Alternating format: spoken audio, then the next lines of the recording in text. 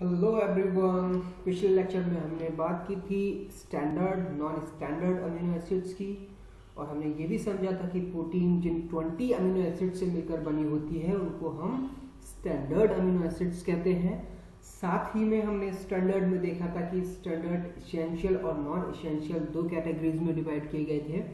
क्यों? Because of the source और because of the ability of our body to synthesise. Essential कौन से थे? जिनको बॉडी सिंथेसाइज नहीं कर पाती थी। Non essential the body can synthesise, जो शरीर के अंदर बन सकते थे उनको नॉन इसेंशियल अमीनो एसिड्स कहा था। फिलहाल हम इस लेक्चर में समझ लेंगे स्ट्रक्चर ऑफ अमीनो एसिड्स, और जो हमारा एक पॉइंटेड टॉपिक है वो है कि why amino acids are called alpha amino acid. Alpha amino acids, ठीक। कौन कौन से? All 20 amino acids. 20 अमीनो अम्ल लिख देता हूं वरना हिंदी वाले नाराज हो जाएंगे। इंग्लिश हिंदी तो लिखी नहीं जा रही है, ठीक छो? ओके। तो स्ट्रक्चर ऑफ अमीनो एसिड्स मतलब हम उन सभी 20 अमीनो एसिड्स की बात करेंगे और उनके स्ट्रक्चर की बात करेंगे जो प्रोटीन्स को बनाते हैं। तो let's have a look on the structure of amino acids. हर एक अमीनो एसिड्स में क्या होता है? एक सेंट्रल कार्बन होता है जिसको हम कहते हैं अल्फा कार्बन, ठीक है। और उस सेंट्रल कार्बन पर 4 अलग अलग ग्रुप सिंगल बॉन्ड के द्वारा अटैच्ड होते हैं, ठीक है। तो हम कह सकते हैं कि all amino acids have a central carbon. What? All amino acids have a central carbon. इस सेंट्रल कार्बन को हम असिमेट्रिक कार्बन भी कहते हैं। Asymmetric carbon. इस सेंट्रल कार्बन को हम कायरल कार्बन भी कहते हैं। The most important chiral center और chiral कार्बन, ठीक छू? अच्छा, क्यों कहते हैं?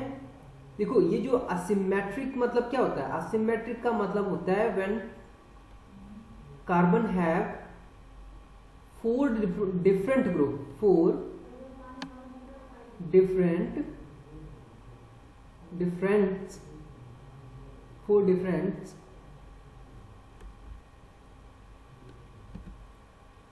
सॉरी शक्तिमान, ग्रामर गलत हो रही थी यहाँ पे। 4 डिफरेंट ग्रुप्स, ठीक है। अब 4 डिफरेंट ग्रुप कौन कौन से हैं यहाँ पे? पहला है कार्बोक्सिलिक,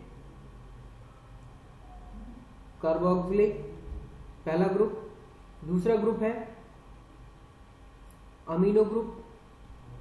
तीसरा ग्रुप है हाइड्रोजन एटम, ठीक है। और चौथा ग्रुप क्या है? जी हाँ, बिल्कुल सही समझे हैं आप, आर और आर ग्रुप, या फिर इसको हम साइड चेन भी कहते हैं। क्या कहते हैं? साइड चेन, ठीक है। तो जब एक कार्बन पर ये चारों ग्रुप अलग अलग, या मतलब जब एक सेंट्रल कार्बन पर 4 डिफरेंट ग्रुप बॉन्डेड रहते हैं, अटैच रहते हैं, तो वो सेंट्रल कार्बन को हम कह देते हैं असिमेट्रिक कार्बन या फिर कैरल कार्बन। और जो कैरल नाम आया है वो भी असिमेट्री से ही आया है। तो ये एक चीज हमारी क्लियर हुई कि सभी के सभी अमीनो एसिड्स में जो सेंट्रल कार्बन होता है वो कैरल कार्बन होता है, असिमेट्रिक कार्बन होता है। क्यों होता है बात कर ली हमने, क्योंकि चारों ग्रुप अलग अलग हैं, ठीक है। अगर मान लो यहाँ पे क्या होता है, आर की जगह यहाँ पे हम कह सकते हैं कि अगर मान लो आर की जगह पे यहाँ पे आर ना होके एच होता, तो क्या ये असिमेट्रिक होता? नहीं, असिमेट्रिक नहीं होता, क्योंकि 2 ग्रुप समान हो जाते हैं, ठीक है। चलो अब अपने पॉइंट पे आते हैं, बात करेंगे अब अल्फा कार्बन की। तो अल्फा कार्बन क्यों कहते हैं? अब देखो, ये लिखने की जरूरत नहीं है, चलो फिर भी मैं लिख दे रहा हूँ। कार्बोक्सिलिक ग्रुप मतलब COO negative ions, amino group मतलब N positive H3 ion, hydrogen atom बताइए आपको, आर ग्रुप यहाँ पे लिखा है, ठीक है। तो ये सारे के सारे ये स्ट्रक्चर कॉमन है ऑल अमीनो एसिड्स में, ये ध्यान रखना, ठीक है। सो हम ये भी लिख सकते हैं कि यहाँ पे मैं कलर चेंज कर लेता हूँ। These all three groups are similar in all 20 amino acids. Similar in all 20 amino acids. Differ जो करता है एक दूसरे को, यह हम कह सकते हैं 20 अमीनो एसिड जो आपस में एक दूसरे से अलग होते हैं, वो होते हैं किसकी वजह से? Just because of this R group. समझ में आ गया? तो हर एक अमीनो एसिड्स में this R group vary in, इसका साइज अलग होता है, इसका शेप अलग होता है, इसका स्ट्रक्चर अलग होता है। सॉरी शक्तिमान, स्ट्रक्चर अलग होता है। ये आर ग्रुप, ये साइड चेन पोलैरिटी में भी अलग होती है, बात करेंगे डिटेल में अभी नेक्स्ट लेक्चर्स में, ठीक है। एंड सो ऑन, ऐसे बहुत सारी प्रॉपर्टीज होती हैं जिनकी वजह से हर एक अमीनो एसिड्स एक दूसरे से अलग होते हैं, ठीक है। Now come to the point, why it is called alpha. Alpha में क्या होता है बेसिकली? देखो, जनरली हम जो कार्बन की लेबलिंग करते हैं एक मॉलिक्यूल से स्ट्रक्चर में, तो हम किससे स्टार्ट करते हैं? From the highest priority to the lowest priority. और हाईएस्ट प्रायोरिटी हम किसको देते हैं? यस, किसको देंगे? बताइए बताइए। यह इसको देंगे हम जिसमें इसका एटॉमिक नंबर ज्यादा होगा। अब सवाल यह है कि यहाँ पे भी कार्बन, यहाँ पे भी कार्बन, दोनों का एटॉमिक नंबर बराबर है। जब ऐसी कंडीशन आती है तब उस कंडीशन में हम क्या करते हैं? उस कंडीशन में हम देखते हैं इसके कॉन्स्टिट्यूएंट को। तो यहाँ पे है ऑक्सीजन, यहाँ पे है हाइड्रोजन। हाइड्रोजन का एटॉमिक नंबर होता है 1 और ऑक्सीजन का होता है 8। इसलिए हम स्टार्ट करेंगे कहाँ से? कार्बोक्सिलिक ग्रुप से। तो हमने लेबल कर दिया 1 2 3 4 5 6। बट जब अमीनो एसिड्स की हम लेबलिंग करते हैं तो वहां पे हम इसकी लेबलिंग स्टार्ट करते हैं फ्रॉम द सेंट्रल कार्बन, जिसको आप कहते हो असिमेट्रिक कार्बन या कायरल कार्बन।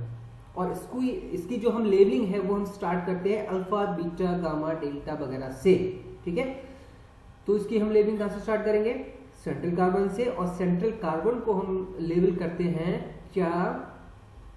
जी हाँ, अल्फा कार्बन लिखा है यहाँ पे, alpha carbon, then beta, beta, gamma, delta, epsilon, ठीक है।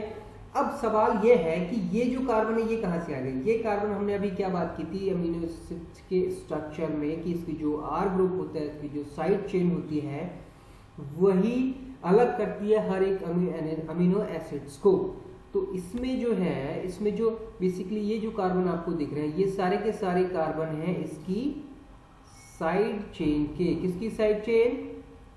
लाइजीन अमीनो एसिड्स की। समझ में आ गया? अभी और एग्जांपल्स भी लेंगे। तो यहाँ पे अल्फा का मतलब क्या है? यहाँ पे अगर हम इसको डिफाइन करने की कोशिश करें या करना चाहें तो अल्फा का मतलब यहाँ हो जाएगा, alpha basically symbol it differentiate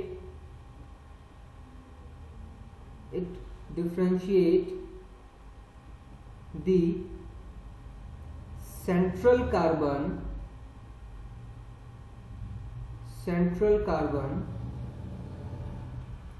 of amino acids from carbon of what? Side chain. Yes, समझ गए आप लोग, कार्बन ऑफ साइड चेन, ठीक है।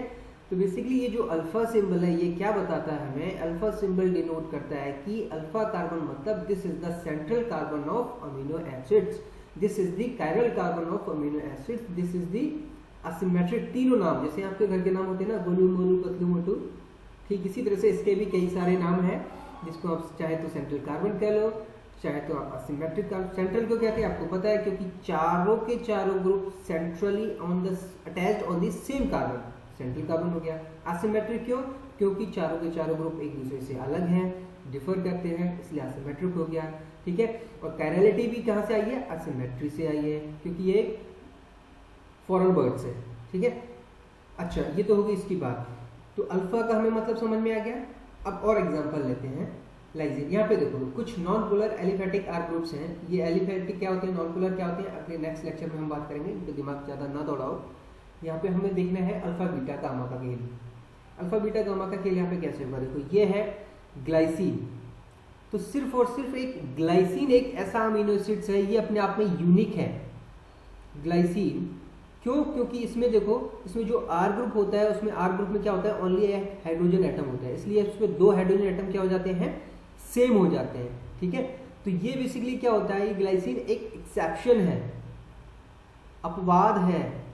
मतलब जो काइरलिटी का जो एसिमेट्री का जो कोड है वो उस पर लागू नहीं होता। हम कह सकते हैं कि glycine is not have a symmetric carbon.